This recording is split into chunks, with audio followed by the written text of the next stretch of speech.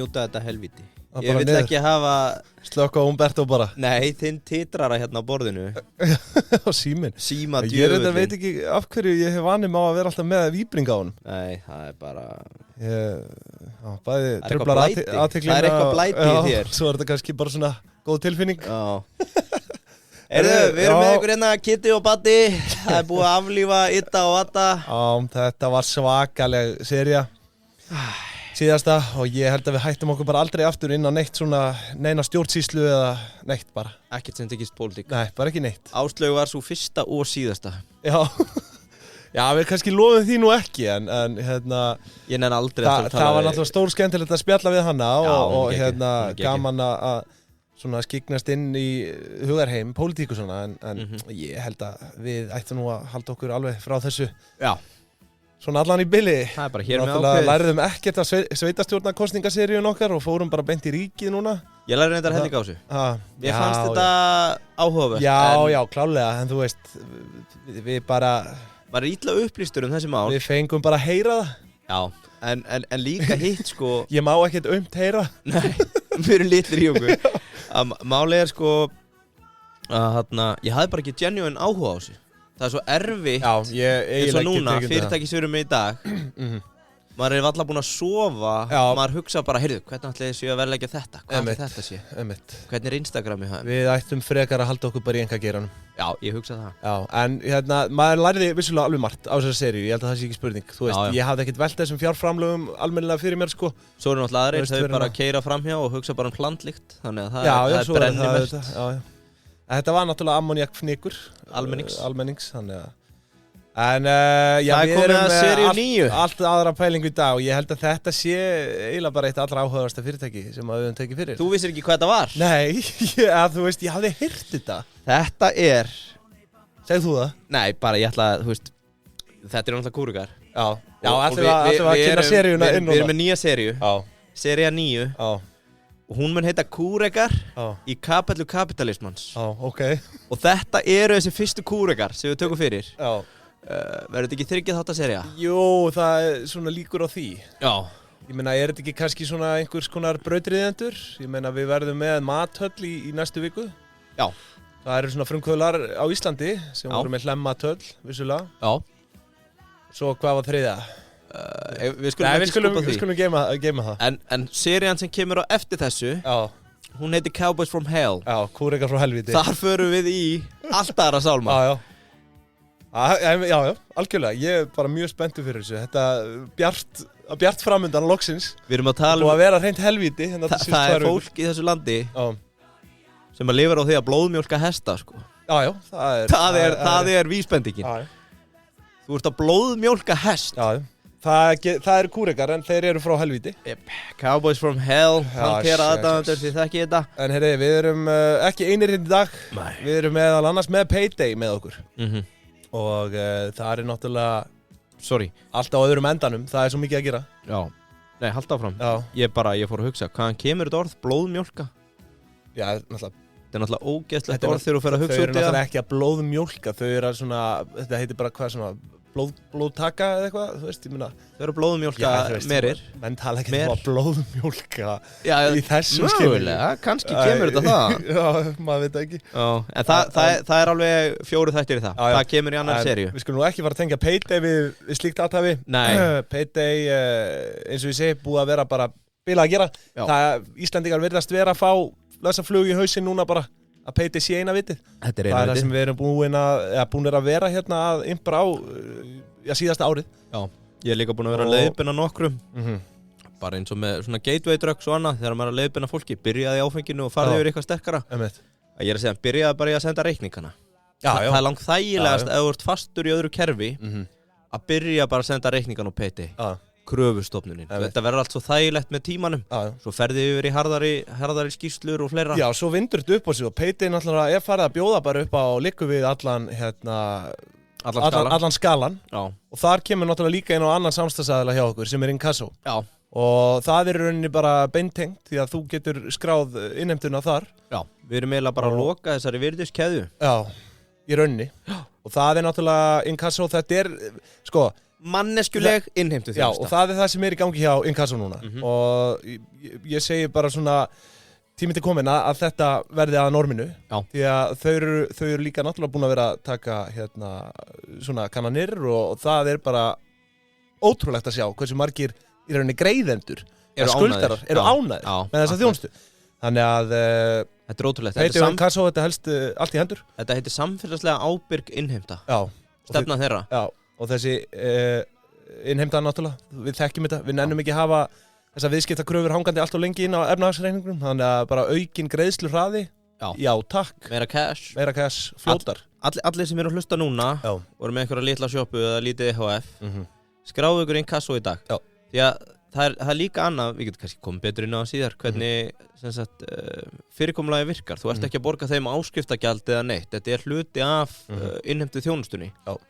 Að þú veist taka gjald af, hvað heitir það, lögbundin verðskrá ríkisins á hvað má leggja á.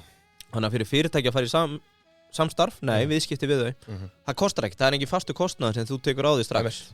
Algjörlega, þannig að bara tjekka þessu. Get in. Og svo í bili að lokum, Landsbankinn. Heyrðu, það er... Sorry kallið minn. Já, hvað nú?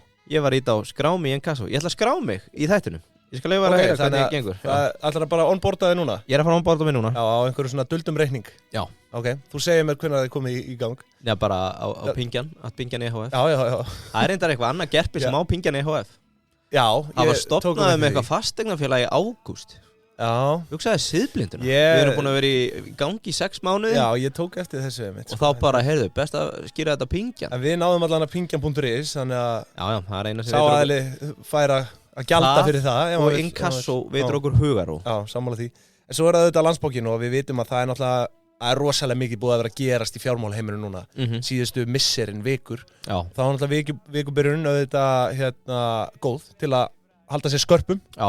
Á mánudegi, beint í byrjun viku og svona er yfirlit yfir bara hvað er á döfinni í vikunni og sömulegis auðvitað Hagsjáin sem að er svona, þú veist, fjármál sett fram á skemmtilegan og einfaldan máta og þetta er klálega eitthvað sem að þú kæri hlustandi ættir að vera áskrifandi að landsbanki.is/postlistar ef þú vilt vera svona með allt á hreinu, því það eru margir svona hvernig fæ ég yfirlit yfir allt, þú veist þetta er svo mikill frumskógur fjármálin, þú veist, Landsbanki summar þetta allt saman. Já, klálega. 4 mismunandi postlistar. Ég líka snöggreitist þeim daginn. Nú?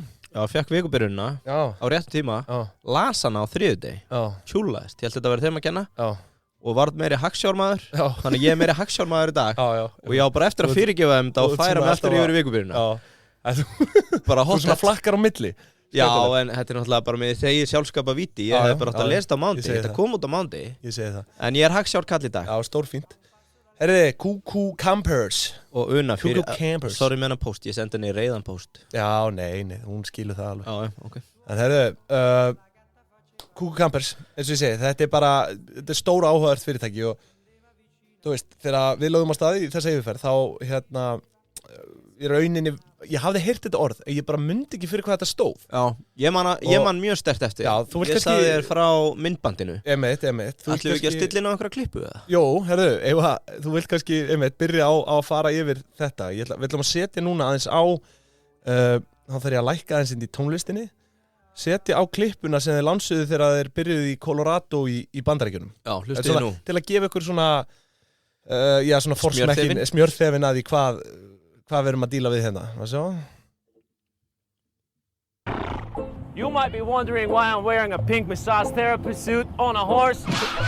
Well, here's the thing. I'm the big boss at Kuku Campers and therefore I can do what the hell I want. Big boss. Big boss. Já, þetta er svona... Getur ekki búið til betta á þessu eða? Jó, það er spurning. I'm the big boss. Hvort við höfum það ekki á repeat bara. En þetta er einmitt stór skemmtilegt fyrirtæki og svona hefur farið sínar eigin leiðir dálítið í markaðssetningu. Já. Svona nýstaflegri leiðir, dálítið svona Zero Fox given, víbrur, ef við myndum orða það þannig. Já. Það var líka hiti. Bara einstakt fyrirtæki í rauninni. Já, þetta var siðprúðir Íslendingar, tóku nú ekkert sérlega vel í þetta.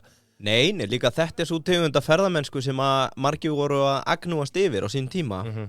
Ég kem nú á austan eins og þú kannski kannast við. Jú, og hefur nefnt það nokkru sinnum. Maður leta alveg pirra sig að akkurat þessir kamperar eða vans eða hvað sem þú kallar þetta, þeir voru yfirleitt ekkert að leggja á tjaldsvæðanum. þau voru ekkert að borga hérna Nei, einmitt. Þau lögðu bara það sem þetta datt í hug út í kant. Þannig að ég man það mjög sterkt var ekki eitthvað tekið á því samt? Það er náttúrulega undir hverju lögreglu komið en þetta svona, það var pirringur á tímabili en það er svo sem líka hluti bara að því að vaksa og ekkert við þau að sækast. Fólki sem tekur bílana verður að geta greitt að þeim einhvers staðar. Algjörlega.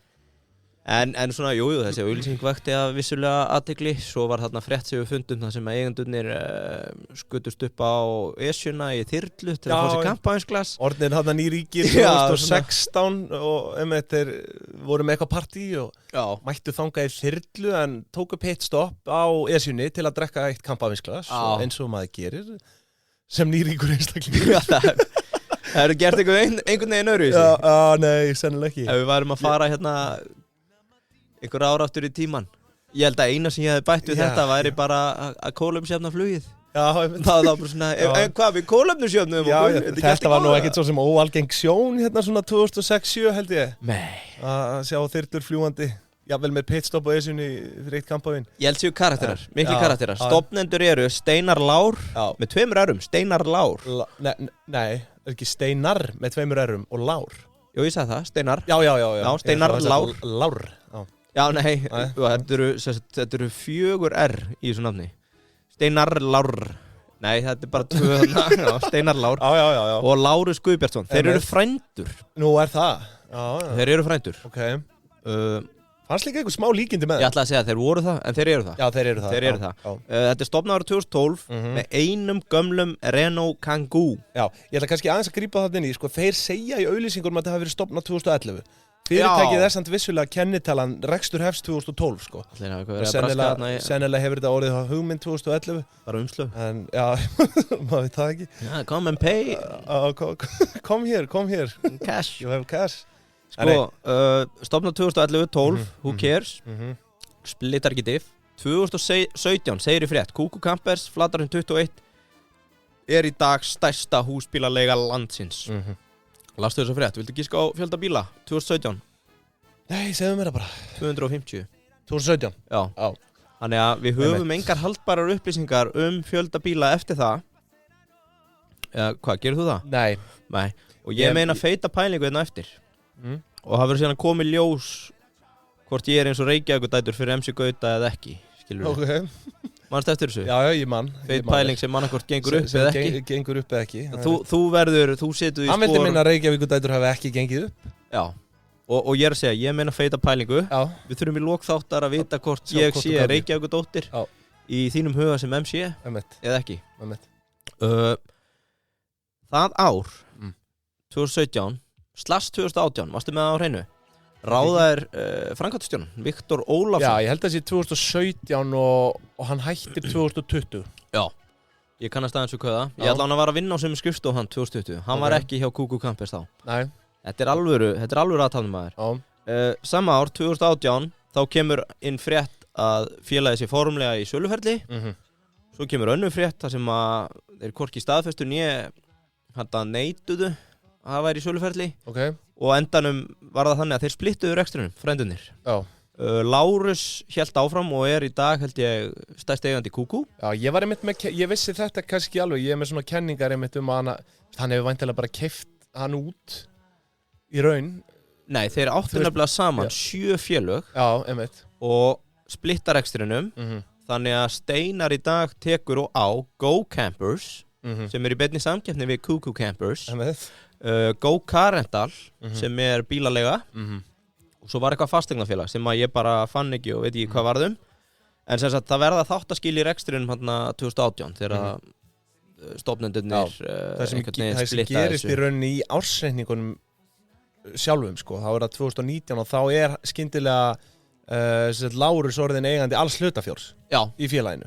Hvort að það hefur verið selt bara á 1 krónu gegnum eitthvað svona, þú veist, veit ég ekki, eða hann bara hreinlega keypt hann, þú veist, ég veit það ekki. Því að þau virðast ekki vera með neitt sko móðurfélag yfir þetta sko. Þannig ég velti því fyrir mér, það er náttúrulega bara útfærsluatriði hvernig þetta er gert sko, eitthvað samningur þeirra á milli, að Lárus verður 100% eigandi alls hlutafjárs þarna og Steinar þarna, þannig þetta er alls konar flækja svo sem í þessu sem er óleist en samkomlag fyrir þau sem er að hlusta og hafa ennþá ekki hugmynd hvað við erum að tala Kuku Campers þetta í rauninni bara hótel á hjólum þú ert að leigja þarna litla sendibíla gamli skóli myndi kalla þetta senditíkur við samþykjum ekki slíkt orðalag í þessum þætti nei. Ég heyrði mann kalla þetta bara hjólahótel þetta ekkert annað en helvítis hjólahótel hótel á hjólum já, þetta náttúrulega sko þarna bara allt sem þarf þú getur eldað þarna og þú veist þú ert með alls konar skúfur með svefnaðastöðuna þarna í skottinu og þetta svolítið svona draumur þetta svona hinn típiski kaddi í laginu þessi bílar sko já og það svo sem ég taldi ég held sem með 14 mismunandi típur af bílum á heimasíðunni viltu giska hvort þið dísil eða bensín að meirihluta bara taka ekki kaddin alltaf dísil flott það ekki ég var að sendast ég var sendikall sko á sínum tíma í Ölgerðinni já sko já það raunin ekkert að rúlla yfir meira með þetta ég ætla að koma þungur inn aftur og eftir já ok þannig að þú hefur lokið yfirferð nei sko ég ætla að segja aðeins bara þannig í lokin bara þannig að fólk átti sig alveg á því þetta hótel á hjólum þetta bara eins og að leigja hótel eða bílleigubíl þú ert bara að borga per dag þú getur leigt per dag per viku per mánuð ég með hvað það kostar að leigja mánuð frá Go Campers og Kuku Campers hérna á eftir smá samanburður svo áhugavert með þennan bransa hann töluvert stærri heldur en við héldum já þessi bara bílaleigan þá eða sko þessi campers leigur hérna á Íslandi þetta eru 9 félög og ég ætla bara að biðja mennum að sitja aðeins á sér því að ég þóra fullir það eftir þennan þátt það mun einhverjir braskarar annarkvort farið það að reyna að stopna eða kaupa eina af þessum leigum því að það verið að prenta peninga þetta eru peningaprent vélar á hjólum módel sko og við komum náttúrulega inn á það núna hérna bara fljótlega svo annað áhrifavaldurinn Ása Steinars fun fact hún var bekkjarsystir Áslaugar Ártúnsskóla já, Áslaugar Örnu já, skemmtilegt annað fun fact já, og þú varst þarna líka já, ég var þarna skotast hinu bekknum reyndar, villingabekknum ég ásaði afmæli á sama dag þannig að það aldrei að vita nema Ása komi inn í þátt til okkar þegar bara fætt sama dag já. Það stórmerkilegt já, nei, sko, við afmæli sama dag en við fætt á sikuðum degi nei, ég að segja bara hún fætt 91 á sama degi og þú 90 skilur hvað meinar þetta var ekkert óeðlilegt eitt hérna ástæðan fyrir ég að tróða ásýni í þetta að hún með fyrirtæki sem heitir Van Life Iceland sem ég fann ekki en það greinlegt að það eru einhver samkeppni já, hún náttúrulega alveg stórtækur áhrifavaldur já, million plus followers já, sem bara svona í ferðaiðnaðinum já, og hún svolítið summer held upp markkópin á bak við þetta fólki sem sækir í náttúruna þú getur lifað þínu frjálsa lífi hvar sem kíkt á fossa steikt pulsur undir stjörnuhimni þú ert engu háður svo enda að fyndi bara alveg til að loka þessu þeir eru opnað í Colorado 2018 en ég ekki alveg að sjá að þeir hafa expandað til fleiri borga sérst Kuku Campers þannig að Lárus og Steinar eru náttúrulega alveg velkomni líka eða vilja eitthvað ræða okkur hennar rekstur eða leiðrétta eða verða einhverjar flammeringar eða flammeringar en það náttúrulega kom fram að þeir stofna í Colorado út af því að það hefur verið að veðja á ákveðna tegund túrisma sem muni snaraukast. Viltu eitthvað koma inn á það? Það koma inn á það eftir eða? Viltu segja okkur frá því? Við getum kannski sagt það núna bara, þeir tóku það fram í viðtali að Colorado væri svona ákjósanleg staðsetning til að fara í útrás, einfaldlega vegna þess að þetta var fyrsta ríki í Bandaríkjunum? Já, þú veist, það var á döfinni þarna, ég veit ekki, það búið að lögleiða það í dag eða hvað? Já, þetta var löglegt 2018. Já, það var verið að lögleiða þarna, það var á döfinni að vera að lögleiða cannabis. Já. Og það myndi bústa þvílíkt ferðamanna innan þar. Já, og með þess að alveg brilljant alveg brilljant strategía hjá þeim. Það er óneitanlega. Já, þó ég sé ekki talsmaður þessa efnis, sko, en þetta bara staðreind að þetta mun væntanlega íta undir bara, jável, þú veist, fjölda íbúa, sömulegis bara ferðamannaströmmin. Þannig að bara þetta svona, þarna ertu með svona hippie campers. Þá sem mæta og eru í jundum og keyra og steikja pulsur undir stjörnunum. Eða bulsur. Mikið þessu vegan, dóti. Jú. Pulsur eða bulsur. Já, herðu, áfram með smjörið. Ég detti nú eftir. Já, herðu, ég ætla svona, já, eins og þú tókst fram áðan, vissulega Lárus og Steinar skipta með sér þarna 50% hvor í eignarhaldinu. Fyrirtæki heitir Kuku Campers EHF og þetta íslenska félagið og það kannski rétt að taka það fram að þú veist, þeir eru að mér sýnist á öllu með sérfélag utanum Colorado businessin. Þannig að hér erum við bara að skoða íslenska félagið. Nú, Lárus, hann fæddur 77 og Steinar 79, þannig að þessir frumkvöðlar eru þarna 32 og 34 ára meðan við 2011. Þegar þeir stofnaði? Þegar þeir fá þessa hugmynd. Skemmtilegt. Þannig að ef það er einhver 25 ára að hugsa í dag, komin í miðlífskrísu og hugsa bara, hei, það verður aldrei neitt úr mér. Horfðu á þessa menn. Já. Þeir eru, þú veist, þarna eru þeir, já, orðið talsvert eldri en þú 25 ára hlustandi. Þannig að það allt hægt. Með eitt Renault Kangoo. Aldur gjörsamlega afstæður í þessu, svo að það sé tekið fram.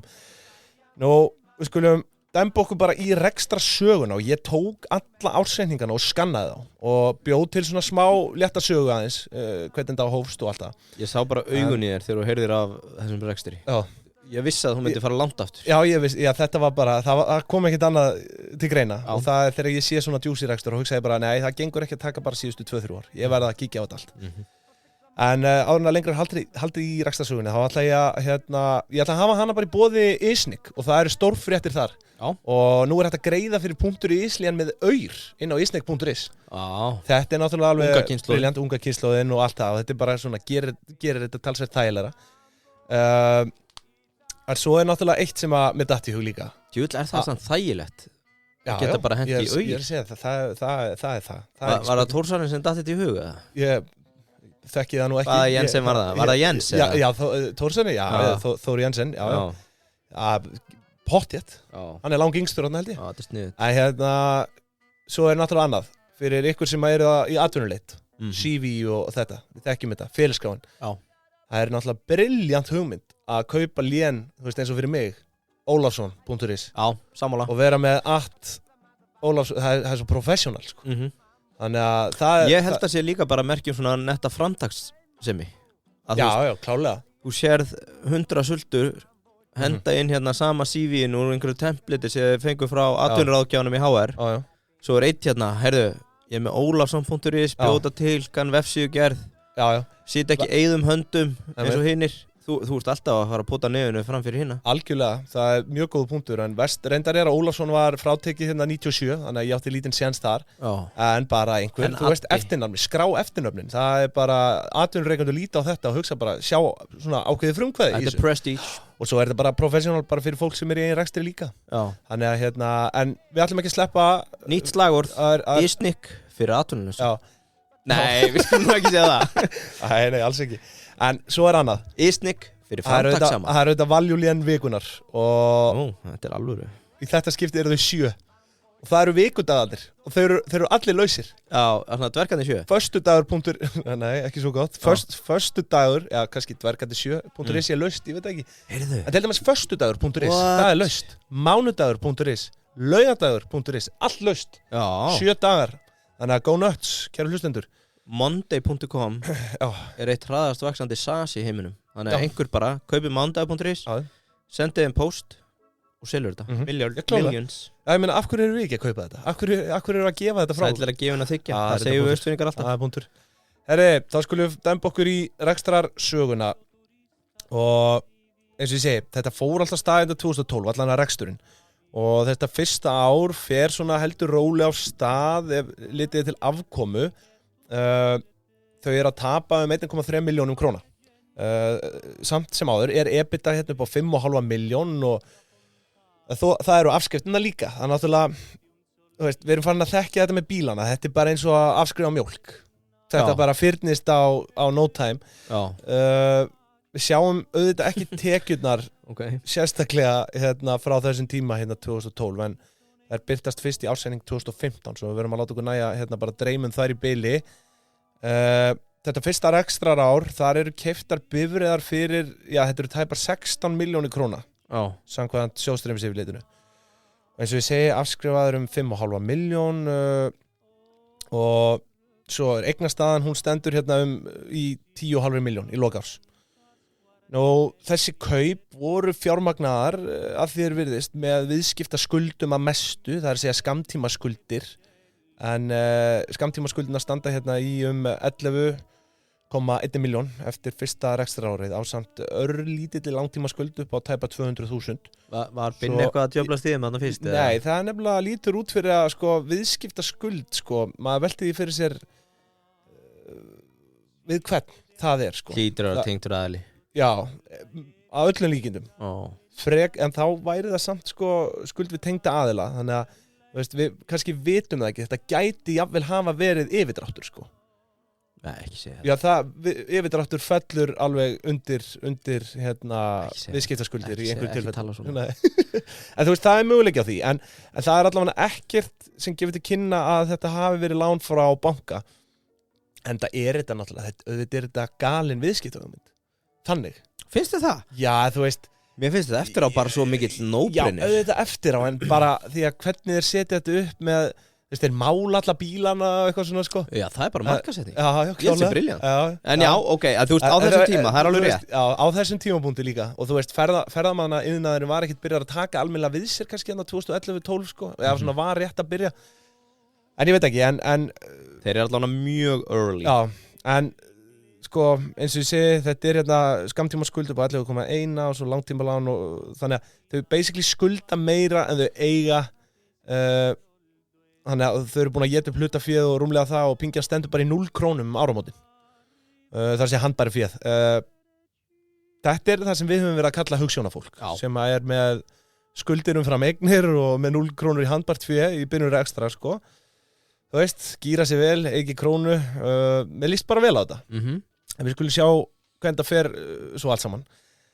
Rekstrar árið 2013 og veist, þar eru þau bara að eiga massa ár, EBITDA upp á 43,5 milljón. Já, það bara fyrir allt beint á stað. Já, þetta ár keyptu þessi bifreiðar fyrir sko 65 milljónir króna, taka nýtt langtímalán hérna fyrir 34 en samt eru þau að rétta efnahagsreikningi við, þú veist, þau eru að hagnast tæpar 12 milljónir á því ári og komin í bara jákvæða eiginfjárstöðu, 21% eiginfjárhlutfall og maður hefur nú alveg séð hugsjónafólk sem hlæri í dag að hanga í neikvæðri eiginfjárstöðu lengur en þetta, held ég. Já. Þú veist, þetta bara 1 ár og þau eru strax bara komin í bara fínasta rekstur, þannig. Skulda náttúrulega ennþá 80% þannig, en þau allavega eiga meira en þau skulda, svo má orðið komast. En frábært áranda 2013 og það raun setur bara tónin fyrir það sem koma skala á næstu árum. 2014, 71 miljón króna EBITDA og hvað þetta hérna, 19 miljón króna hagnaður, 63% aukning á hagnaði þetta milli ára og eiginfjárstaðan batnar enn meira. Eru samt að auka hérna skuldastöðuna. Ég tjekkaði mig bara út til að ná þessu. Já, þetta skemmtilegt. Hingraði með mér.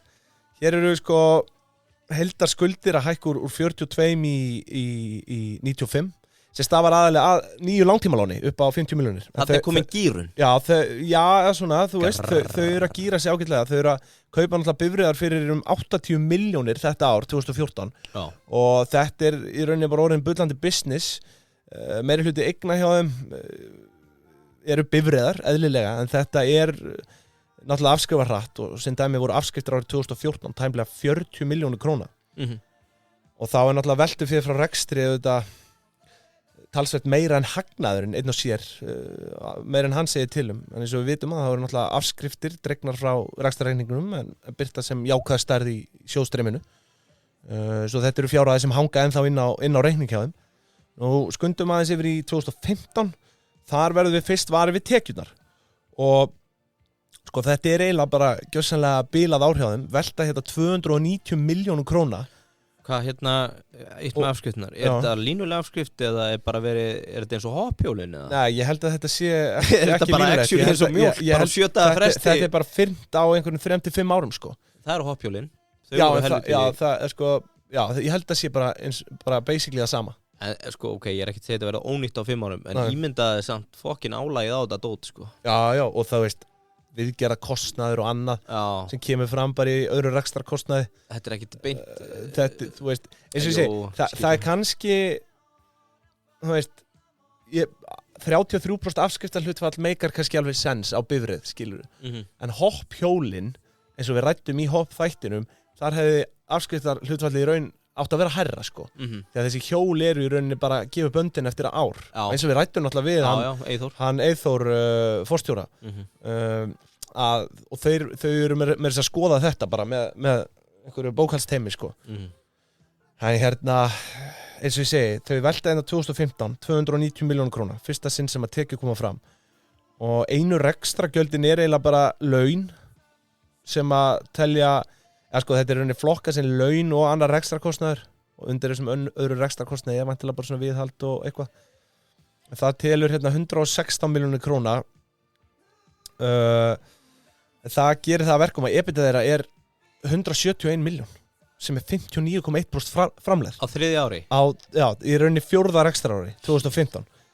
Og ég bara ekkert vissum að við höfum séð svona áður, sko. Þetta væri þá kannski leynilögin. Þeir eru ennþá öskur hlæjandi ennþá í dag. Þú veist, þetta náttúrulega líka, náttúrulega árið 2016, þar sem að þeir taka þyrluna árið eftir. En, sko, það allan að ljóst að ferðaþjónustan að skila helvíti góðri framlegð þegar vel árar. Svo kaupaði náttúrulega brjála magna bifreiðum þetta ár sem á áður nú fyrir 88 milljónir króna. Afskrifa það meiri bíla. Já, þú veist, það bara þau drekka þessa bíla hérna, sko. Ég væri svo til að vita meira þessa bíla, sko. Já, það bara var ekkert 250 2017. Hvað heldur það hafi verið lengi og 0 upp í 250? Já, þú veist, hvernig heldur að vöxturinn hafi verið? Þannig eru að kaupa fyrir 80. Já, einmitt, já, ég skilji. Svo annað, svo þetta kannski bara það náttúrulega bara ómögulegt að segja til það. Ég náttúrulega ekki með verðið á bílunum og þeir hafa væntanlega fengið einhvern magnafslátt og þú þekkir þetta, sko. Já. En allavega, kaupa hérna bifreiðar fyrir 88 milljónir þetta ár, en afskriftirnar þar hækkaðu þetta bara í takt, 47 milljónir þetta árið. Ég vil eitthvað heimskur, þetta er náttúrulega, maður fyrir bara á bílasölu og fletti í upp. Já, en þú veist, þetta er náttúrulega allt annað ár þarna, öðru sér verð og annar markaður og hérna, svo eins og ég segi, einhver magnafsláttur auðvitað kannski. Ekki á þessum fyrsta Kangoo. Nei, væntanlega ekki, en hérna. Þú fari ekki magnafslátt og kaupir eitt bíl. Nei, ég veit. Eða hvernig virkar þetta? Nei, það virkar ekki þannig, ég get bara sagt þið það. Já, hann kostar 3,5 í dag. Já. En þeir náttúrulega keiftu ekki nýja bíla þetta í byrjun, sko. Nei, akkurat. Og voru notaðir, sko. Þetta gefur fólki góða von, held ég. Já, en allan að 47 milljónir þetta árið í hagnað. Hérna, afskriftinnar segir 47, hagnaðurinn eftir skatt 98 milljónir króna. Og þannig eru þið bara farin að hóta 100 milljónir króna á 4. rekstrarári, sko. Þetta er sturla. Og bara upp úr engu nánast, því að þú veist, það er tiltölulega ódýrt að setja upp svona fyrirtæki, þannig, skilum við sáum það bara hérna, þau þurftu að auðvitað leggja út fyrir bílunum, þetta er bara eitthvað sem vindur rosalega hratt upp á sig að vel gengur, en það er náttúrulega ekkert sjálfsagt að vel gangi. Já. Það er að passa upp á, þú veist, að innviðirnir, bara bókunarkerfi og annað, sé bara í standi og það kostar auðvitað peninga. Þetta er alveg eitthvað sem að, þú veist, fólk á milli 20 og 30 ætti alveg að geta hoppað inn í með smá áhættu, sko. Já. Að mínum að þið. Ja, klálega. Eða 30 og 40, þú veist, 20 og 30 að segja, þú þarf tiltölulega lítið fjármagn, þú getur væntanlega einhvern veginn fjármagn Sammála því. En við megum þannig ekki vannmeta að það finnast í leitavélum og já, þeir svona eiginlega búa til hennar markað á Íslandi. Já, og þetta er náttúrulega orðið miklu flóknara í dag heldur en þá að sýnileikinn, sko. Já. SEO. En allavega, þú veist, ég er ekki að gefa neinn viðskiptar á því en ég er að segja, þetta er svona þetta er bara fallegt. Herðu, já, en sko, ef litið er á efnahagsreikningina þetta árið 2015, þá má sjá að þau eru komið niður í 59% skuldahlutfall og stærstu partur þessar skulda er til skamms tíma, það er hérna 98 milljónir af 142 en þau eru með langtímalán upp á 41 milljón á þessum tímapunkti sem þau eru bara að greiða af svona nokkuð samviskusamlega en stóru fréttindar þetta ár er að þarna lítur fyrsta arðgreiðslan dagsins ljós. Það er bara 30 milljónir króna takk fyrir og til að það komið fram er handbært félagsins í loka árs 2015 rúmar 100 milljónir króna. Þannig að þú sér það, hér er bara verið að prenta pening. Arðgreiðslan er bara hóvar með að við stöðu á óráðstöðu eigið fé. Það stendur 98 milljónum eftir arðgreiðsluna, sko. Já, bara allt beint í uppbyggingu. Ég er svo aldrei sissa, sko. Meira bíla. More cars. Herru, svo 2016, 5. rekstrarár. Hér eru við bara að verða household nafn í ferðamannabransanum. Þetta sama árið mitt og þið farið upp á Esjun og drekka kampavín í þyrlu. Já, 16. Já, velta hérna tæpum 480 milljónum sem 64% vöxtur frá þessu stórgóða ári hérna 2015. Þá veitum við fyrir hverju voru að skála. Já, já, það nokkuð ljóst. Þau að halda EBITDA-framleiðinni yfir 50% sem fyrr 54% þetta ár. Hreinn hagnaður í lok árs 154 milljónir króna og nú það 80 milljónir sem greiddar út í arð. 40 milljónir króna á mann. Á þessum tíma var það bara staðgreiðsla á sæmilegri 3 herbergja íbúð. Já. Sko, hér eru þeir að bæta við sér bílum líka sem aldrei fyrr, kaupa bifreiðar fyrir 203 milljónir króna. Það er svo bíluð upphæð, sko. Já, þetta ekki ekki. En já, á þessi tímóti, þú veist, hafa kaupa bílum umfram sölu á þeim verið 405 milljónir króna. Sem sagt, þeir eru búin að kaupa í rauninni, kaup umfram sölu á bílum 405 milljónir. Þannig að þeir eru kannski búin að kaupa fyrir 470 og selja fyrir, þú veist. Það er einhver umboðið af bílasalar sem elska þá. Já, þú veist, já. Bara þegar Google lappar inn, þá vita þær að það er business í skominni. Já, algjörlega. Þóknar þetta regnin. Þeir sjá bara komish. The cuckoo is coming! Cuckoo train. Herðu, nei, en í lok árs, sko, eins og ég segi, kaup umfram sölu 405 milljónir bara á bifreiðum. En í lok árs 2016 þá standa heildareignir í 413 milljónir króna. 220 milljónir af því eru hérna bifreiðar á bókfæri virði. Þannig að þú veist, þetta er að afskrifast mjög hratt. Já. Það er rýrna mjög hratt. En þeir eru hvergi nærri hættir í bílakaupunum því þetta 2017 kaupaði bíla fyrir 167 milljónir króna sem þó minna en árið áður en á sama tíma þú veist, það samdráttur í tekjuvexti hjá þeim milli ára og að ég segi tekjuvexti en það vissulega aukning á tekjum milli ára eru þarna búin að rjúfa 0,5 milljarð króna múrin og fara upp í 586 milljónir króna í veltu. Hagnaðurinn þó aðeins að örlítið að draga saman fer úr 154 milljónum árun áður niður í 147 hérna 2017 en það stoppa þá ekkert í því að gefa í með arðgreiðslur og slá þar met þegar að þeir greiða sér út 132,5 milljón. Það bara rúmar 66 milljónir krónur á mann og hér þetta bara orðin frekar sjálfbær peningavél svo ég ætla ekki að dvelja á mikið í þessum einstaka árum. Það ekki mikið breytingar á efnahagsreikningum á þessum árum nema auðvitað þeir eru að fjármagna þessi kaupa bílum að hluta til á lánum en heildarskuld við lánveitendur eru 138 milljónir á þessum tímabúti og það allt óvertryggt í íslensku krónum. Eru síðustu 2 rekstrarár búin að vera að taka lán í kringum 80 milljónir á ári. Sömuleiðis eru það að greiða niður 50 milljónir í afborganir svo þetta bara malla nokkuð þægilega hjá þeim. Það þó kannski vert að minnast á það einmitt þetta ár hérna 2017 sem þeir fara í útrás og opna fyrir þjónustuna í Colorado. En það rauninni kemur vissulega ekki fram í ársreikningnum fyrir 2018. Þessi minnkun í hagnaði, heldur að það sé ástæðan fyrir að Steinar hætti eða? Nei, ég held ekki. Það rauninni gerist 2018. Við skulum bara skunda yfir. Sko, tökum bara 2018 og 19 saman, þetta nokkuð svipuð ár og það ekkert verið að gefa eftir 602 milljónir króna í veltu 2018 og 592 2019. Hagnaður 118 milljónir 2018 og 114 2019 og þú veist netto hagnaður þessi fyrstu 8 rekstrar ár eru 660 milljónir. Thank you Renault Kangoo. Já, allt út frá einum Renault. Þú sagði hvað byggðu upp maður. Já, þetta bara sturluð uppbygging sko.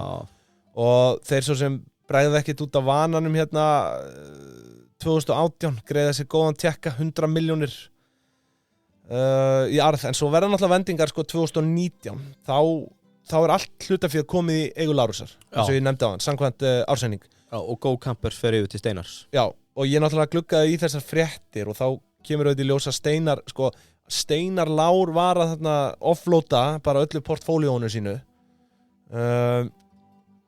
nána tiltekið þess að hluti í 5 ferðaþjónustu fyrirtækjum og fasteignafélagi. Þá það sem þeir skiptu. Já, en þú veist, það hefur sennilega endað þannig að þeir skiptu því. Ég er búin að segja það 3 Já, ég veit það, en ég er að segja að hann hefur kannski ætlað fyrst, kannski var þetta bara slúður, við vitum það ekki. Það kom allan að grein þar sem var verið að tala að þetta væri bara opið til kaupa, sko. Ég kom inn á það líka á hann.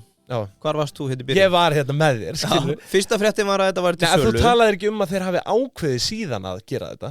Jú, þetta var í söluferli. Já. Svo kom ekkert meira með það. Svo kom önnur fréttum að þeir hafi skipt þessu. Já, ok. En annað, það eru gleði fréttir hérna. Nú?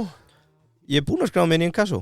Það er komið? Já, þetta komið fyrir löngu. Ég fekk póst hérna fyrir korteri. Já, ok. Já, þú varst ekki lengi að því? Nei, varst ekki að gera á Payday líka? Því líka snildin, Varst ekki að gera á Payday líka? Nei, ég á eftir að fara það. Já, við verðum að tökum það kannski í næsta þætti. Vá. Hérna... komdu í viðskipti est. Ég fór bara í Inkasso strax og þetta kom bara strax. Þetta er stórkostlegt. Þetta er nett. Já. Allan að ég afsakaði þetta, ég veit alveg hvað varst að tala um, sko. Ég bara skildi þetta þannig að þetta hafi verið alltaf ákveðið frá upphafi að þeir myndu skipta þessu, sko. Ég er svolítið orðið þess áskynni en þessum þetta, að þú hlustar aldrei þegar ég tala. Já, hvað gerðist? Og það er að sanna sig. Likewise, kallið minn. Nei. En allt góð, þeir splitta... Já, allan að samkvæmt ársending Kuku Campers EHF, þá er allt hlutafé komið í eigu Lárusar í lok árs 2019. En þú veist, eins og ég segi, það kom hvergi fram neitt kaupverð eða neitt þannig að þú veist, það má alltaf þetta hafi verið einhvers konar bara samkomla þeirra á milli.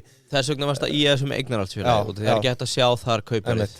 En 2019 þá heldur við náttúrulega bara gott gengi áfram, 114 milljónir króna í hagnaði eins og ég sagði á hann, arðgreiðslur 128 milljónir það árið og ef Lárus er eini eigandinn á þessum tímapunkti er ekki ólíklegt að þessi fjárhæð hafi bara runnið beint í hans vasa nema eitthvað samkomulega sjálfsög síðan þarna á milli. Nú, þetta er auðvitað rétt fyrir COVID-skellin og á þessum tímapunkti hefur skuldastaðan verið að hækka dálítið jafnt og þétt.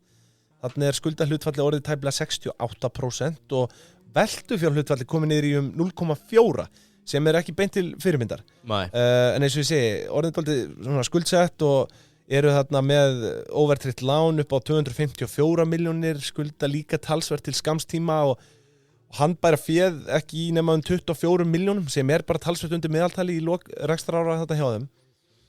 Og ofan á þetta er auðvitað ekkert sérlega eftir svona verið stað að reka fyrirtæki sem að reiði sig á ferðamannastraum þegar COVID skellur á. Ein áhugaverð pæling líka. Já. Þegar þú labbar hann í banka sem fyrirtæki og farið yfirleitt ekki lengra en 20 ára lán, 25 í fasteign, eftir aldrei og einhver svona, hvað lánastjórinn segir. Ég hef aldrei tekið bílalán, en eru þau ekki max 7 ár á einstaklinga? Jú, ég held að það sé rétt. Hvað heldur þá sé maxi á EHF þegar það segja svona, já hvað er að fara að leiða þetta úti? Það er einhverju hippar að koma að reykja gras hérna uppi Gullfoss. Veist það líka svo fyndi, sko. Þú veist allir séu bara með 5 ára lán max, eða? Ég veit ekki, sko. Þeir taka náttúrulega líka veð í bílunum, sko. Já, sem að er bara brotið átt síðan eftir þetta. Þannig að, sko, þetta er, ég held að þú þurfi nokkuð svona sterkt kreditskor til að fá þessi lán sem þeir eru að fá frá lánastofnunum. Áhugaverð pæling. Og þess vegna kannski það ítir enn frekar stóðum undir það að þessi viðskiptaskuld hafi hreinlega verið bara einhvers konar yfirdráttur eða bara lán frá einhverjum öðrum aðila. Einhver okurlánari? Ég veit það ekki, mögulega. Ég þekki það ekki. Það borgar sig að vera skuldar hjá Inkasso, þeir sjáum mann. Já, ég segi það. En það er nú kannski áhugavert að sjá hvað vaxtagjöldin voru ef við sjáum það á fyrsta árinu af þessari skuld. Vaxtagjöld og verðbætur 1200 á fyrsta ári í lok árs 1,2 miljón sem í lok árs stóð viðskiptaskuld í viðskiptaskuldir, þetta voru svona 11 miljónir skamtíma, 10 miljónir viðskiptaskuldir. Þetta hefur verið svona 12% með við þetta, 12% vextir, er það ekki alveg okkur eða? Jú, á þessu tíma. Félagið nú reyndar ekki sko, það er stofnað í febrúar, þannig að kannski rekstur hefst í mars-apríl og... Það er alveg áhugavert spáið hvernig þessi gæjar ná að fjármagna sig. Já, klálega. Út af því að þetta er sá eignaflokkur sem að bankarnir eru hvað harðastir. Bæði upp á kjörin og lánstíma. Já, ég bara hef sjálfur unnið í fyrirtækjaráðgjöf og veit að þú veist, yfirleitt hefði ekki verið tekið vel í þessa hugmynd, held ég, með gruna það. Já, þegar þú bankar í á lánastjórunum, þeir eru hérna að mála bílana. Maður trítlaði stundum með lánsumsóknir yfir og það var bara Nei, þetta gengur ekki. Já. Þannig að það allir gangur á þessu þetta. Svo svona stærsta endursölu verði í sumum bílum bara einhver jónustubbar. Tínið þá saman og selur. En þetta áhugavert samt og það verður rosalega gaman að fá það. Bara að tala bara hvernig fjármagnar þið svona í byrjun. Eins og það kannski ábyrgðarleysa mér að segja að þetta sé auðvelt að fá svona lán. Já, ég myndi segja það. Ég náttúrulega kannski sagði ekki að vera auðvelt, en auðvitað er það hægt, skilur. Já, klárlega. Það spurningu vexti bara. Já. En eins og ég segi, þeir eru komnir í smá krísu 2019 í loka árs. Og það er náttúrulega bara beina afleiðing þess að þeir eru búin að vera að moka út þessum arði. Þannig að þú veist, efnahag félagsins stendur ekki sérstaklega styrkum stoðum á þessum tímapunkti. Já. Við skulum sjá bara hvað gerist inn á 2020. Hér byrja tekjur að draga saman eðlilega, þó nokkuð 51% niður komnir aftur niður í 290 milljónir. Bara sama og þeir voru með 2015. En það vil svo til að rekstrargjöldin eru lægri, þau eru 256 milljónir, svo þau eru að sleppa með jákvæða EBITu, ótrúlegt satt. Sýnir okkur bara hversu sterkt þetta rekstrarmódel er hjá þeim. En blessaðar afskriftirnar, auðvitað, þær eru helviti þungar þetta árið, tæpar 170 milljónir í afskriftir. Svo eru auðvitað einhver vaxtagjöld og fleira, þannig að tapið er að nema 172 milljónir króna. En svo fá þau einhvern leiðréttan tekjuskatt upp á 34 milljónir, svo þú veist, það er náttúrulega bara eitthvað svona bókhaldsfiff, Svo hreint tap ársins 2020 endar í 138 milljónir króna.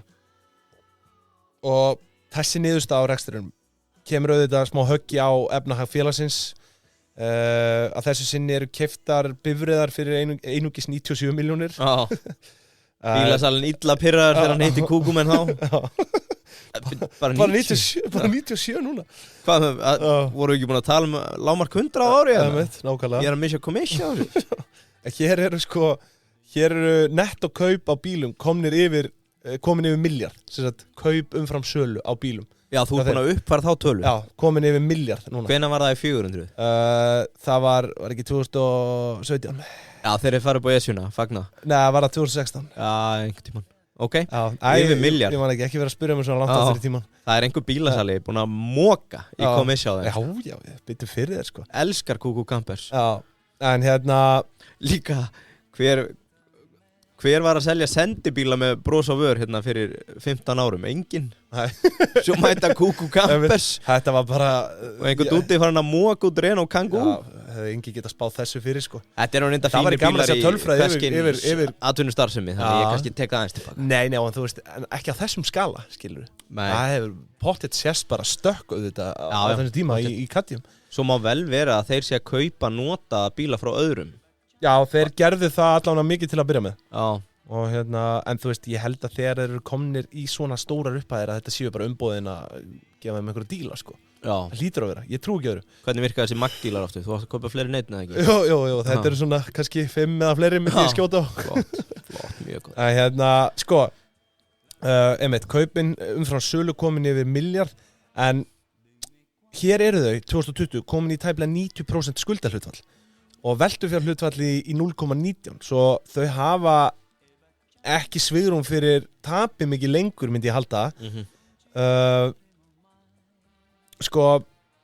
Já, en þegar hér er komið þessu, þá er náttúrulega, þú veist, það er náttúrulega búið að tæma pingjuna í formi arðgreiðslna, sem er gott og vel og allt það. Árunum 2015-19 voru greiddar út 470 milljónir í arð. Svo þú sér það að það hefur, þú veist, getur verið mikilvægt að eiga einhvern neyðarsjóð, en ekki pumpa öllu út, ekki endilega. Hann er bara í vasa eiganda. Já, ég vel sterkustu rekstrarform voru tæpa og lendi í vandræðum að í COVID, en þú veist, eðlilega þá greiddar sér ekki út arð þetta ár, en það staðan orðin bara svona smá hættuleg. En við skulum komast að því hvernig árið 2021 fór með þau. Og byrjum bara á rekstrarreikninglum. Við skulum hafa hann í boði keldunar. Það er nýjunga á keldunum núna. Nú ertu farin að geta séð 3 mánaða yfirliti á hlutabréfum. Býttu, hvar gerum maður það? Hvað mennur? Ég var ekki búin að taka því. Ertu að tala um... Bakvið allt bara. Þú ert að tala um stöplaritið? Já, bakvið hlutabréfin, bakvið kryptóin og þetta bara stórkostlegt visualization eins og maður myndi segja. Já, ég hef verið að nota þetta. Já, svo fyrst við erum komnir út í kryptóið, rafmyndirnar. Það er náttúrulega búin að vera bullandi uppgangur þar og það er náttúrulega hægt að sjá bara... Heyrðu, það er allt grænt. Það er allt grænt þar, sko. Og það er hægt að sjá, það er helstu í yfirliti, neðarlega á keldunni. Hvetjum ykkur til að kíkja inn á það. Ég vil stekta þetta Dogecoin hann að síðan þá þurfum eitthvað að heyra í kitta með þetta. Dogecoin? Hann hlýtur að vera að treyta Doge fyrst þetta er þarna. Nei, það er bara stemning. Ég ætlaði nefnilega að segja, ég á meina keldusögu. Já. Að sko, samanburður minn í bóði keldunar. Já. Út af því að ég tók samanburðarskýrsluna beint frá þeim. Ég var ræðið fjárfesti og þau sögðu sko, áður en við tölum við líbana, áður en við tölum við enga fjárfestana, áður en við talum við liðið til að taka peningin inn í hús. Þá fáum okkur kelduáskrift til að vita hvað er að gerast sko. Já, auðvitað. Þetta er bara fyrsta regla í öllum í business að vera með kelduáskrift. Mjög gott. Ekki spurning, kíkja á það og við vorum nú búin að lofa reyndar kertafleitingu sem við gleymum alltaf. Já. Fyrir þá sem eru ekki með Kodiak á atvinnumarkaði. Þannig að við tökum það seinna og við auglýsum það vel. Það er gaman að fá einhverja með okkur líka í það. En við skulum þá bara henda okkur yfir í rekstrarreikningin 2021 og þá byrjum við á tekjunum. Og viltu skjóta eitthvað á það? Veistu það? 2021? Já. Ég veit það bara upp á tölu. Já, þú veist það. En leið mér að giska. Herru, 724 milljónir króna. Þeim er, sko, í raun, ef við sleppum COVID-árinu 2020, það er 22% vöxtur frá síðasta venjulega rekstrarári, 2019.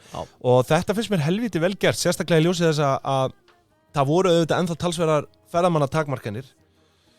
Segjum það ekki, ferðamanna takmarkanir? Jú. Já, þú veist, það er bara ferðamanna takmarkanir og það kemur fram í skýrslu stjórnar hérna, félagið hafi verið nánast tekjulaust fyrstu 5 mánuði ársins. Þannig að þetta er feiki góður árangur miðað við það. Þetta eru bara 7 mánuðir í operation, sko. Og einhverjir, þú veist, minna en aðrir eru þetta. En bara eins og við vorum búin að heyra frá Wake-up-strákunum. Já. Að bara þegar þetta byrjaði aftur í apríl 2021. Já, þá bara... Það er búið að ganga vel síðan. Einmitt, já. Sem við fögnum með þetta. Nú, það er náttúrulega eiginlega ekkert kostnað að vera seldra vara í þessum ársreikningi en það er, sko, stærsta stærðin hérna undir rekstragjöldum er annar rekstrakostnaður. Og eins og við ræddum á það er 201 milljón og mig grunar að þarna sé bara innifalið öll vinna, uppsetning á bílónum. Svo eru þeir náttúrulega vel skreittir eins og þú segir, sko. Já. Þú veist bara allt utanum haldi kringum þessa bíla. Þeir eru bara með tolla og erru að mála þetta. Já, og svo er náttúrulega, þú veist líka bara hönnunin inn í þessu. Þú veist, þetta er ekkit, það er alveg smá vesen að setja allt upp. Já, þetta er nett nýsköpun sem er búin að eiga sér stað í þessu. Já, svo bílstjórasætið, þú getur snúið þeim, sko. Kemur eiginlega óvart með hvað hopp voru fljótir að söðla undir sig erlendis með fjármagni að þetta konsept sé ekki komið á fleiri staði, sko. Já. Sem franchise eða eitthvað. Já, algjörlega. Og þeir voru töluðu nú það í viðtali að þeir hafi fengið fyrirspurnir sérleyfis. Já, þú veist, þeir opnaði í Colorado, en maður var svona með við þessa sögu og hvað er búið að ganga vel. Það er með dotti í huga, maður væri bara núna að skoða Kuku Campers á Kýpur, sko. Já, ég vil á Forbes-listanum bara. Nei, ég bara segja að gangi það vel. Gott við. Já, bara Forbes, bara. Þeir væru bara ofalega sem ríkustu menn heims. Nei. Herri, já, þetta gekk ekki upp. Ítla og þægilega líka, já ég skil hvað ég var að djóka. Þú var svo mikið að gera úr þessu, sko. Já. Herri, en já. Hefur ekki bara dett í samburðinni eða? Ég ætla bara að klára 2021. Já. Tjúvill eftir leiðilur, leiðist þér þessi yfirferð? Nei, mér finnst þú geðug.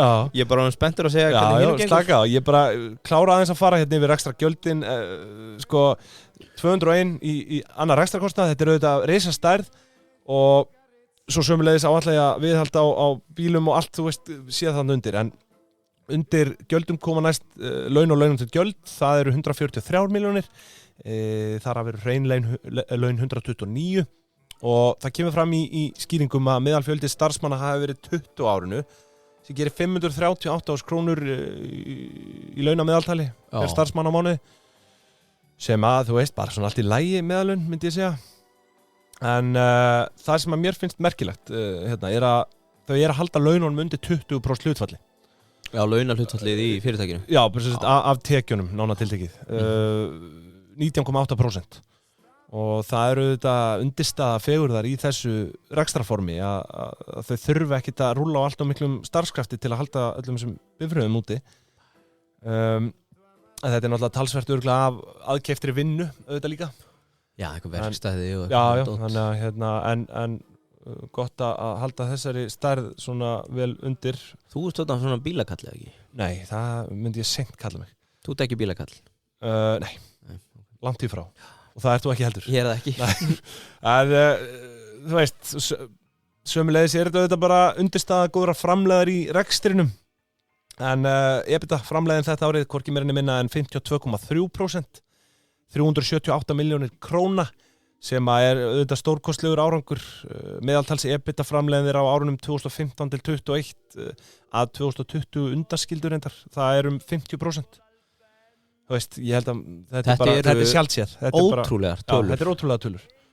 Samanborið við eins og leynilögina sem alveg up there. Já, var það var eitthvað 40 fór alveg upp í 60%. Já, sko hagnaðarhlutfallið var 60%. Já, ég veit að ég held að leynilögin hafi vinningin handa samt, sko. Já, að þetta var bara, og það voru eiginlega engar skuldir ef við mann rétt. EBITDA-hlutfallið var eiginlega bara jafnt hagnaðarhlutfallinu því að það var ekkert þar á eftir. Og viðhaldið á leynilögin í rauninni ekkert neitt þannig. Þú veist, þetta bara einhver gömul ógeðsleg laug sem að fólk baða sig upp úr. Og það þarf ekkert að halda þessu við. Við ætlum að fara að byrja að selja bjór. Já. Þar settur upp bar eða hana. Nei, bara klassíka á hérna í dós. Var ekki 1500 kall baukurinn eða eitthvað? Ég veit, eða þú veist, ekkert metnaði að leysi, en bara svona dæmi að þetta kannski ekki alveg. Já, klálega. Ég mæli með að fólk hlusti. Samanborið við þessa gæja sem að kaupa bíla hérna fyrir 100 miljóna á hverju ári. Já. Ég mæli með að fólk hlusti á leynilöga þáttinn aftur. Það náttúrulega gunna sig líka í honum. Þetta var helviti sleggjuð þáttur, maður. Já. Minn uppáhalds allana. Já, hann var geggjaður. Shit, hvað væri gaman að gera svona litla þáttaserju. Svona 2011, ógeðslega latu bílasali sem búin að vera að selja Renault Kangoo til fyrirtækja, gengur ekkert í hruninu. Og Kúko Kamperskæðan labbinn. Og hann svona jafn ríkur og þeir í dag bara komissinu. Já. Sér þetta ekki fyrir þér? Þú var að grafa það. Já, við þurfum að fá þarna sem skrifu venjulegt fólk til að skrifa með okkur líf bílasalans. Já. Það næsta verkefni í Pinguna. Já. Skrifa sjónvarpsþáttaseríu. Hugsaðu uppgangin í þessum maður. Já. Sko, höldum aðeins áfram með það, höldum smá tempói. EBITDAn, eins og ég segi, 378. En svo eru þetta afskriftirnar sem að, þú veist, kemur þessari töludóldi svona niður á jörðina. Afskriftir 2021 voru 158 milljónir og svo hérna einhver örlítið nettó fjármagnsskuld upp á 11 milljónir. Þannig að hreinn hagnaður að enda í 168 milljónum tæpum. Það 23% hagnaðarhlutfall og hér á Slangrið sjálfbar peningaprentvél mjög vel við, bara stórkostlegt að fylgjast með þessu. Þetta náttúrulega eins og þú segir, þetta ekki leynilögin sko, en enga síður 23% hagnaðarhlutfall bara stór gott á öllum mælikvörðum. Já, bara stórkostlegt. En þá samt spurning hvort að hann Lárus læri af faraldrinum og endurfjárfest í rekstrinum. Hann gerir það allt. Eða pumpar hann þessu út. Hann lalli kúkú, hann kann þetta alveg. Það kannski rétt að koma inn á það, samkvæmt þessum ársending 2021, að hann á ekki lengur allt hlutafé, heldur 85%. Á móti honum Hlynur Þrastason, skráði fyrir 15%. Hann hann var allavega skráður framkvæmdastjóri félagsins loka árs 2021. Ég held ennþá. Ég sá bara ekkert það á síðunni, sko. Já. Þetta smá feluleikur með þetta. Það var erfitt að finna upplýsingar þetta, sko. En hann virðist eiga þetta 15%. Svo spurning, sko, með arðgreiðsluna. Hún kemur vissulega ekki fram í sjóðstreymi eða á eiginfjáryfirlitinu. En í skýrslu stjórnar leggur hún til að greiddu vera út arður fyrir 187,5 milljón króna fyrir rekstrarári 2021. Já. Þannig að hann virðist ekki hafa lært neitt þannig, sko, en þeir eru greinilega bara sigur yfir og sjá ekkert fram á annan heimsfaraldur í bráð. Óráðstafað eigið fyrir stendur í 215 milljónir króna, svo þeir mega þetta, skilur. Ég hef nú kannski ekki farið svo geist í þetta sjálfur. Það er vist einhver eldfjöll byrjuð að vakna út vala og svona. Maður veit aldrei. Herru, þá skilum við rekstrarreikning og dembum okkur í efnahaginn og þar þetta náttúrulega bara svipað og við höfum verið að fara yfir í sögunni. Stærsta stærðin undir fastafjármunum auðvitað bifreiðarnar. En það alveg stórmerkilegt að sjá hvað bókvært virði þeirra orðið lágt. Þetta ekki nema 187 milljónir það var náttúrulega ekkert keypt á þessu ári. Bílar fyrir 11 milljónir á móti 156 milljónum í afskriftum. Ég er með rosalega fréttir. Já. Viltu vita? Bílasalar eru brjálaðir þarna þetta ár. Já. Í orkinni. En svo þessi eignastærð að fara hríðfallandi, en annars eru fastafjármunir samtals 250 milljónir, en veltufjármunir hafa vinningin hérna samtals 337 milljónir. Þar handbæra féð kóngurinn liggja þarna á 153 milljónum af kassi. En hér hefur náttúrulega arðurinn sem að lagðu var til ekkert verið greiddur út, svo þetta hefur kannski ekki alveg, þetta gefur ekki alveg rétt að mynda veltufjármunum. En svo þetta stærð upp á 128 milljónir kröfur og tengda aðila.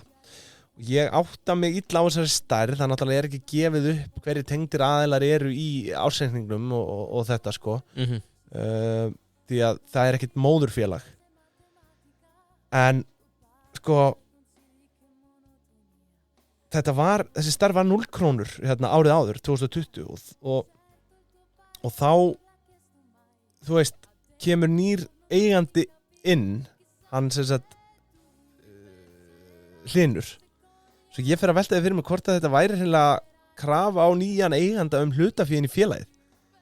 Þú veist, þessi 15%, því að þú veist, ef svo kenning reynist sönn, já, takk fyrir þetta.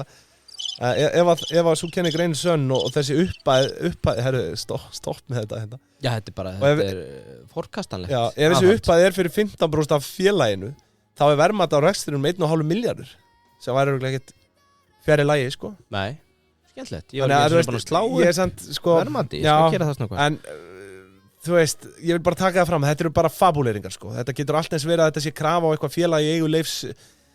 Nei, ég með að vera með þetta á 2,6. Hæ? Ég með það á 2,6. Sjössunum uppbyttu. Já, þú ert búin að vera, já. Ok. En allavega, þú veist, þetta er svona fabulering bara. En það má bara senda okkur upplýsingar það ef eitthvað veit hvað þetta er. Sko, sem ég ætla að segja. Já. Frábært að hafa nefnt hennar Hlyn Elfar Þrastarsson. Já. Elfar með F, ekki Elfar. Elfar, já. Finn ég ekki bara strax frétt Kuku Kamper frá 2021 við hann? Já. Það sem hann segir, hvað eru margir bílar? Herðu, frábært, já. Ok, og hvað? Þetta breytir stóru pælingunum minni svakalega. Hún verður ennþá stærri fyrir vikið. Segðu? 400 bílar. 2020. Já, svakalegt. Athyglisvert. Maí 2020, 400 bílar. Svo var náttúrulega lítið keypt þetta 2021, sko. Já, ég bara geng út frá sömu tölu. Já, flott maður. Já. Herðu, allavegna, þetta var auðvitað bara fabulering. Þú veist alveg hvað ég er að fara að reikna það, ekki? Já, jú. Ég veit alveg hvað hefur í hyggju hérna. En, sko, allavega, restin af veltufjármunum eru bara gömlu góðu viðskipti á skammtímakröfurnar fyrir 50 milljónir samtals, heildar eignir, fasta fjármunir pluss veltufjármunir standa í 587 milljónum.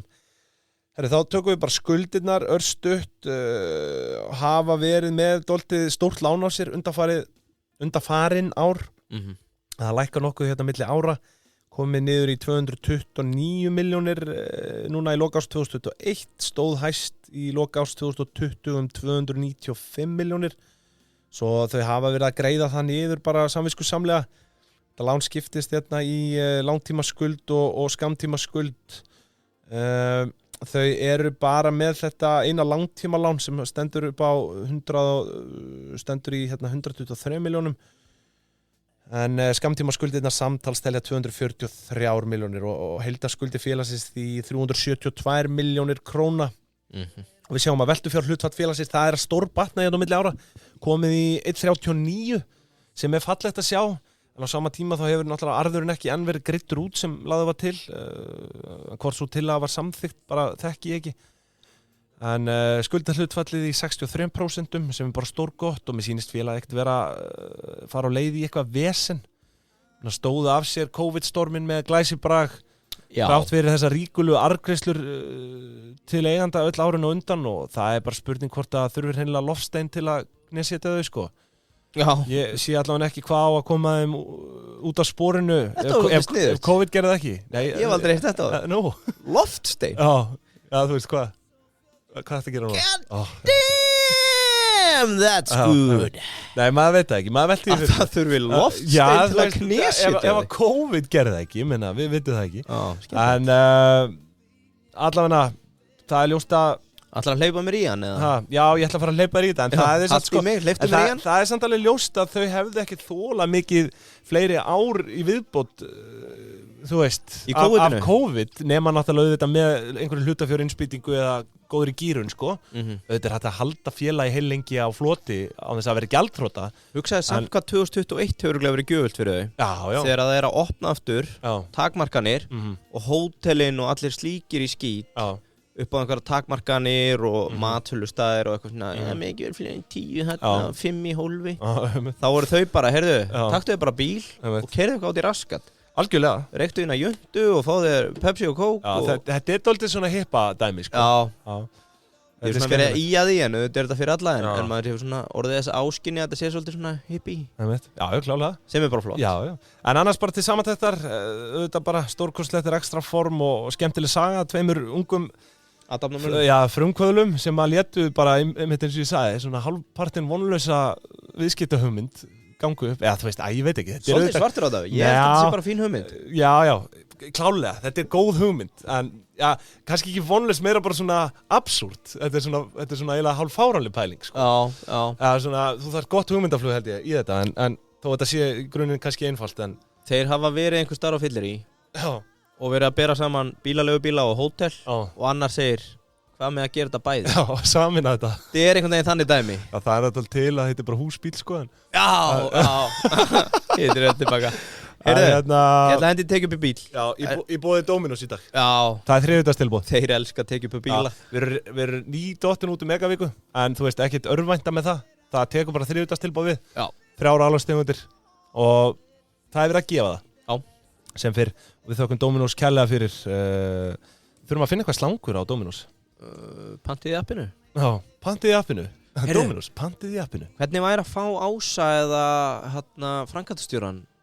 Já. Það er svo geðveikt það sem Ása var að segja okkur dagi með Dominos hvað er 90% nota appi í dag þeir tóku út nappin ég mættur út af því að það var bara að skapa öngþveiti fullt af svona pælingur sem að við sem neytendur erum svona býtu, what, þetta kom, þetta fór Já, þetta er mjög... Það var svo gaman að kynnast þessu út frá svona rekstrar perspektíf Já, klálega Hvað þau sáu Ég held að Ása, við fáum auðvitað Ása í þáttinn Nennum að fá Ása Nei, já, fáum Ása Hann er hér með boðaðar og fund sem verður tekinu upp og deilt með öllum í pingjubandalaginu Heyrðu, ég þarf að drífa mig Já, ég er búinn Tíminn er að vera búinn Það var kannski frekar löng yfirferð hjá mér í dag Ég hafði mjög gaman af Þetta er sennilega skemmtilegasti reksturinn sem við hefum reykist á í langan tíma. Þegar ég sé eitthvað svona áhugavert, þá grefst maður alltaf bara dýpra og dýpra og maður vill bara Sko, við erum búin að vera segja frá öllu. Ammoniakfnik Já, þetta er andstæðan. Upp eftir öllum nefhólum. Já, þetta er andstæðan. Ég var að fara að sniffa lím til að losna við þessa lykt. Kúkú Campus koma. Já. Djúvill, þetta er góð lykt. Bjarga. Björguð okkur. 400 bílar, gefum okkur það. Það gefur okkur að tekur per bíl hjá þeim 2020 636.000 Það er hrottalega lítið. Þetta árið hvað? 2020 Stemmir það? Já, 2020, já. Já, en það er náttúrulega COVID. Já, en ég ætla ekki að sláða út á laginu 2021, 1,7 Já, einmitt. Finnst þér ekkert lítið það? Næ, sko, ok, það er ekkert svo lítið sér. Ég meina, hugsaðu bara rentuna, skilur þetta, hvað er þetta, 130.000 á mánuði, cirka, eða eitthvað? Leðum við bara að halda áfram. Svo náttúrulega gleymur við samt að 2021 var bara 7 mánuðir rekstri, sko. Já, en sko, horfðu á tekjurnar, það eru 698, hvað var það mörgum milljónum meira en 2019? Hvernig ætlar að færa rauk fyrir því að 2021 hafi verið verra? 400 milljónum meira. Nei, heldur 2019. Við erum að bera 2019, já. Þú veist, það var 567. Já. Það leit ekkert betur út þá. Nei. Þannig að það kemur óvart að tekjur per bíl eru bara 1,7 á ári. Ég er að spá bara í rentunni, skilur, að þú gerir þá ráð fyrir að þetta sé þá 130.000 per bíl á mánuði. Þú veist, er ekki ágætt að leigja út bíl fyrir 130.000 á mánuði sem að... Já, nú ertu að tala á þér. Því að veistu hvað kostar að leigja bíl hjá þeim í mánuð? Nei. 3.000 eurur. Það er 492.000. Já, þú meinar. Og meðan þessa tölur... Það fer ekki alveg saman hljóð og mynd. Nei, út af því að sko... Ok, spólum átt tilbaka. Þú greipst inn í... Já, fyrir ekki. Með eitthvað hérna... Með fína pælingu. Já. Sem að gekk ekki upp. Þú ert strax búin að MC yfir sjálfa þig, ekki mig sem Reykjavíkudóttur. Ég er lítill tappi, krumpaður innan og í vandræðum. Já, ok, ég ætla að taka stöð recap. 400 bílar, deilt með veltu síðasta árs, 1,7 miljón á bíl. Okkur finnst það lítið. Það er 33.000 krónur á viku. Og réttilega reiknaði þú þetta, hvað sagðirðu? 134.000 á mánuði. Bara slump, já. Ég fór inn á Kuku Campers og segi bara, heyrðu, ég ætla að taka hérna bara Dacia Duster í mánaðarlegu hjá okkur. Vísu allan mars. Þannig að haldið að það væri ódýrar tímabil heldur en yfir sumarið. Já, kvót, 3.078 eurur. Ok. Það er 492.000 með að við 160 euruna. Og ef ég deili með því, með tekið upp bíl, þá er það 3,5 mánuður í fullri leigu. 29,5% nýting. Já. Þetta er svolítið... Þetta er, sko, annarkvort eru við way off í einhverjum útreikningum hérna. Já, þú veist, eðlilega þá náttúrulega meikar þetta alveg sens, skilurðu, en þú veist, þá kemur inn á þetta nýtingarhlutfall sem að er þá bara greinilega ekki hærri en 30%. Já, akkurat. Og þá fer maður einmitt að hugsa... Að meðaltali per bíl. Já, þetta er meðaltölum hérna. Já, akkurat. Þannig að það er 29,5%. Já. En svo fer maður náttúrulega að hugsa, það er örugglega 5% í dag og það er örugglega nálægt 100% yfir sumarið. Þetta er bara eins og loðnuvertíð. Það springur allt út. Maður myndi halda það, sko. Maí, júni, júlí. Já. Og ég meina bara núna... Og við sáum það bara gaumgæfilega 2021 að það var opnað fyrir ferðamenn, skilur, og það var allt opnað. Að meginþorri teknana er væntanlega koma, þú veist... Þetta sumar? Já, yfir sumarið, allavega ekki frá janúar til, þú veist, apríl, eða minna, væntanlega. Veit það ekki. Það væri mjög gaman að fá allavega... Sprettan. Já. Svo er ég hérna með dýrasta bílinn hjá þeim. EA Campers Mercedes. Já, hvað kostar hann? 8.328 eurur, heill mánuður. Það er 1,3 ár. Og miðað við bara meðal tekjur per bíl, þá er það 1,3 mánuður í fullri leigu. 10,9% nýting. Já. Með meðaltal. Já. Þannig að þú veist, ef þessi er 2 mánuði í leigu, þá er strax komin yfir meðaltalið. Eina tölfræði mellu handa þér. Þetta var skemmtileg mella. Já, heyrðu, ok. Þetta eru vangaveldur mínar með þetta. Ég er eitthvað aðeins ringlaður. Nema, bílarnir séu bara þeim mun færri. Já, þú veist, nei, þú veist, eins og ég segi, ég held að þetta sé ekkert fjarri lagi endilega, sko. Því að fuck, ég þarf að gera eitt. Þú Ég veist, þarf að maður taka þarf þetta að og bera taka saman við hótelherbyggi. Þetta er náttúrulega bara... Við náttúrulega erum ekki til þess fallnir, bestið þess fallnir, ekki með, þú veist, við erum ekki með bókhaldi fyrir framan okkur frá mánuði til mánuð. Nei, við erum þetta bara eru með bara árið, skilur. getgátur. Þannig að meðaltali yfir árið finnst mér ekkert óeðlilegt að sjá 30% nýtingu á per bíl, sko. Þannig að, þú veist. Já, en ok, út af því að renna út. Já. Ég leit á 5 stærstu í þessum bransa. Já. Stórkostleg nöfn. Það er Kuku Campers, það er Happy Campers, Já. það er Go Campers, það er Cozy Campers og Indie Campers. Indie Campers. Ég hef aldrei hort á einn bransa með jafn skemmtileg nöfn.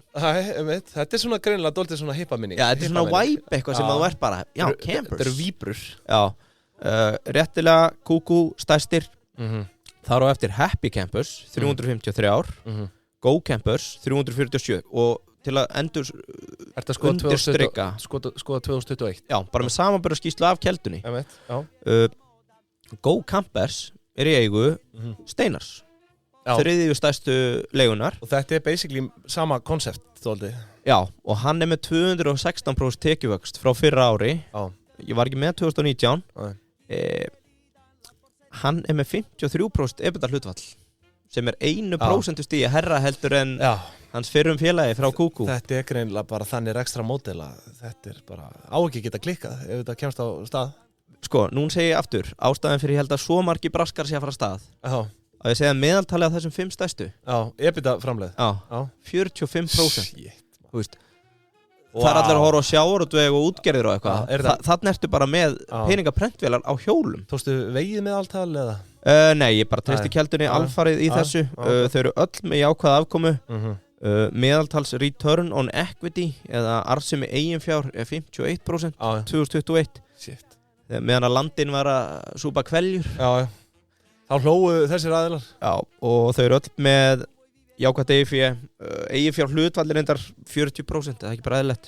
Allir að gíra sig aðeins. Jó, smá gírun. Svo er eiginlega bara, þú veist, þegar við erum að hlaupa. Nei, þetta er bara stórkostlegt og hérna, þú veist, ég elska að opna augum mín fyrir einhverju svona nýjum mörkuðum, eða fattaru? Já, þetta er bara nýtt konsept. Hvað voru þetta? 5 fyrirtæki sem hún tókst? 5 af 9. 5 af 9? Já. Það væri gaman að gera bara svona markas úttekt á þessu. Já, þetta er 1,8 milljarður sem þessi 5 er að velta. Og ástæðan fyrir sig, ég veit eftir leinlaugina þá fullt sem maður heyrði af eitthvað, já, við erum hérna að leita laug já, við fengum alveg og það er svo stóra aðgangshindrun að þú ert að kaupa land með vatni og fara í einhverja skreitingar og reyna að fá Kardashian til að baða sig hjá þér og eitthvað þannig ertu bara, heyrðu, við byrjum að reyna á Kangoo og það er bara mennir að prenta ég sé fyrir mér að einhverju munu svona mótiverast, vera imponeraður eftir þennan þátt ég hugsa það, allir nema eigendur kampersbílana sem hugsa okkur þegjandi þörfina og segja að fara inn og að halda kjafti mér döð langar að fá annarkvort Steinar eða Lárus sko, eða báða í þátt til okkar kannski spurning hvort við komum því í kring Númer 1 hjá mér væri Ása svo annarkvað þeirra þurfum að skoða líka Dominos það er svo sem þér líkt að sitja 2 kallmenn efst Herru, segjum þetta gott Takk fyrir í dag, elskum ykkur, bye